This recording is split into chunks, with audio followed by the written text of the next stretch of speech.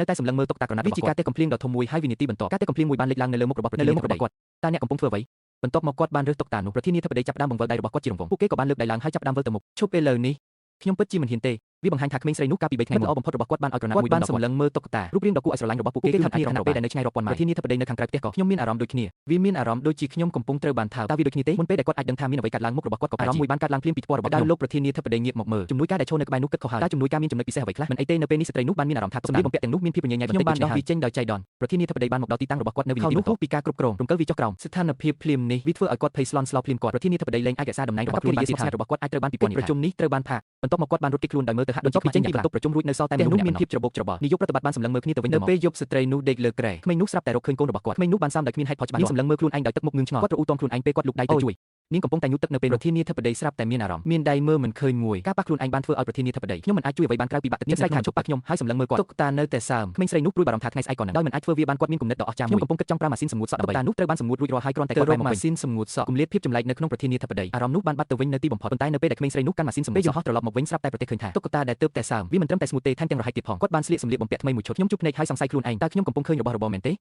មិនអីទេទុកឲ្យម៉ាក់ឲ្យចាំមើលថាតើគូតូចរបស់ម៉ាក់ក៏គាត់និយាយម្ដងទៀតថារំយ៉ាងសប្បាយនឹងទុនល្មើយដោះសម្លៀកបំពាក់តុកតាទាំងអស់ចេញពួកគេបានចុះមកហើយនៅម្ខាងទៀតប្រធានាធិបតីដែលហៀបនឹងមួយគេងគាត់ត្រូវបានដកហូតខ្លឹមសាររបស់គាត់ភ្លាមពន្លឺហើយជាមួយវាក៏កើតឡើងអារម្មណ៍នៃការប៉ះគូរបស់មនុស្សម្នាក់ទី2ប្រធានាធិបតីធានបានបង្ខំខ្លួនឯងឲ្យនៅពេលមកដល់ក្រុមហ៊ុនភ្លាមជំនួយការក៏ឃើញគាត់បានចាប់ទូរស័ព្ទយ៉ាងលឿនបោះជំហានទៅមុខម្ដាយរបស់ប្រធានាធិបតីកំពុងនិយាយចូលលើកៅអីដោយដៃរបស់នាងខួងតាមខ្សែពួរមួយនៅទីនោះ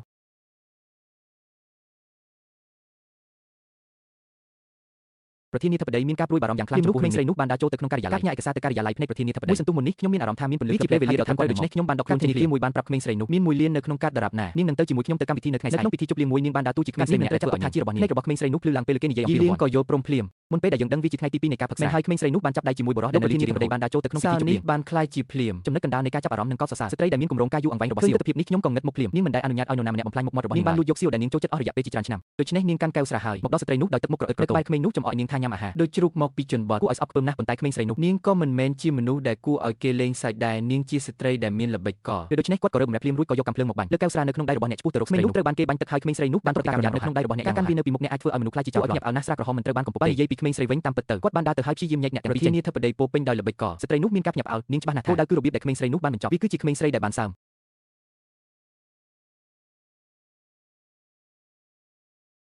ដោយមិនអាចយល់បានលោកប្រធានាធិបតីគ្មានជំរឿអ្វីក្រោយទៅបន្ទប់វិញទៅបដូរសម្លៀកបំពាក់សិនហើយស្រីនោះក៏ចង់ផ្ដល់អំណោយដល់វានោះត្រូវបានគេលាងសម្អាតហើយប៉ុនៅតែសម្លឹងមើលតុកតាក្រណាត់វាជាការទេកំភ្លៀងដ៏ធំមួយហើយវិនាទីបន្ទាប់ការទេកំភ្លៀងមួយបានលេចឡើងនៅលើមុខរបស់ប្រធានាធិបតីគាត់តើអ្នកកំពុងធ្វើអ្វីបន្ទាប់មកគាត់បានរើសតុកតានោះប្រធានាធិបតីចាប់ផ្ដើមបង្វិលដៃរបស់គាត់ជារង្វង់ពួកគេក៏បានលើកដៃឡើងហើយចាប់ផ្ដើមវិលទៅមុខឈប់ពេលឥឡូវនេះខ្ញុំពិតជាមិនហ៊ានទេវាបង្ហាញថាក្មេងស្រីនោះកាលពី3ថ្ងៃមុនល្អបំផុតរបស់គាត់បានឲ្យក្រណាត់មួយបានសម្លឹងមើលតុកតារូបរាងដ៏គួរឲ្យស្រឡាញ់របស់ពួកគេថាគ្នាខណៈពេលដែលនៅឆ្ងាយរាប់ពាន់ម៉ាយប្រធានាធិបតីនៅខាងក្រៅផ្ទះក៏ខ្ញុំមានអារម្មណ៍ដូចគ្នាវាមានអារម្មណ៍ដូចជាខ្ញុំកំពុងត្រូវបានថើបតើវាដូចគ្នាទេមុនពេលដែលគាត់អាចដឹងថាមានអ្វីកើតឡើងមុខរបស់គាត់ក៏អារម្មណ៍មួយបានកើតឡើងភ្លាមពីថ្ពាល់របស់ខ្ញុំលោកប្រធានាធិបតីងាកមកមើលជំនួយការដែលឈរនៅក្បែរនោះគិតខុសហើយតើជំនួយការមានចំណុចពិសេសអ្វីខ្លះមិនអីទេនៅពេលនេះស្ត្រីនោះបានមានអារម្មណ៍ថាសម្លៀកបំពាក់ទាំងនោះមានភាពញញែបន្តិចខ្ញុំបានដោះវាចេញដោយចៃដន្យប្រធានាធិបតីបានមកដល់ទីតាំងរបស់គាត់នៅវិនាទីបន្ទាប់ពីការគ្រប់គ្រងរំកិលវាចុះក្រោមស្ថានភាពភ្លាមនេះវាធ្វើឲ្យគាត់ភ័យស្លន់ស្លោភ្លាមគាត់ប្រធានាធិបតីលែងអាចរក្សាតំណែងរបស់ខ្លួនបានទៀតថារបស់គាត់អាចត្រូវបានពិពណ៌នាប្រជុំនេះត្រូវបានផាកបន្ទាប់មកគាត់បានរត់គេចខ្លួនដោយមើលទៅហាក់ដូចជាចេញពីបន្ទប់ប្រជុំរួចនៅសល់តែមនុស្សមានភាពច្របូកច្របល់នាយកប្រតិបត្តិបានសម្លឹងមើលគ្នាទៅវិញទៅមកនៅពេលយប់ស្ត្រីនោះដេកលើគ្រែក្មេងនោះស្រាប់តែរកឃើញកូនរបស់គាត់ក្មេងនោះបានសាមដោយគ្មានហេតុផលច្បាស់លាស់សម្លឹងមើលខ្លួនឯងដោយទឹកមុខងឿងឆ្ងល់គាត់រអ៊ូទាំខ្លួនឯងពេលគាត់លូកដៃទៅជួយនាងកំពុងតែញូតទឹកនៅពេលប្រធានាធិបតីស្រាប់តែមានអារម្មណ៍មានដៃមើលមិនឃើញមួយការប៉ះខ្លួនឯងបានធ្វើឲ្យប្រធានាធិបតីខ្ញុំមិនអាចជួយអ្វីបានក្រៅពីបាក់ទឹកចិត្តស្រែកថាជប់ប៉ះខ្ញុំហើយសម្លឹងមើលគាត់តុកតានៅតែសើមក្មេងស្រីនោះព្រួយបារម្ភថាថ្ងៃស្អែកក៏នឹងដោយមិនអាចធ្វើវាបានគាត់មានគំនិតដ៏អស្ចារ្យមួយខ្ញុំកំពុងគិតចង់ប្រើម៉ាស៊ីនសម្ងួតសក់ដើម្បីតុកតានោះត្រូវបានសម្ងួតរួចរាល់ហើយគ្រាន់តែគាត់បែរមកម៉ាស៊ីនសម្ងួតសក់គម្លាតភាពចម្លែកនៅក្នុងប្រធានាធិបតីអារម្មណ៍នោះបានបាត់ទៅវិញនៅទីបំផុតប៉ុន្តែនៅពេលដែលក្មេងស្រីនោះកាន់ម៉ាស៊ីន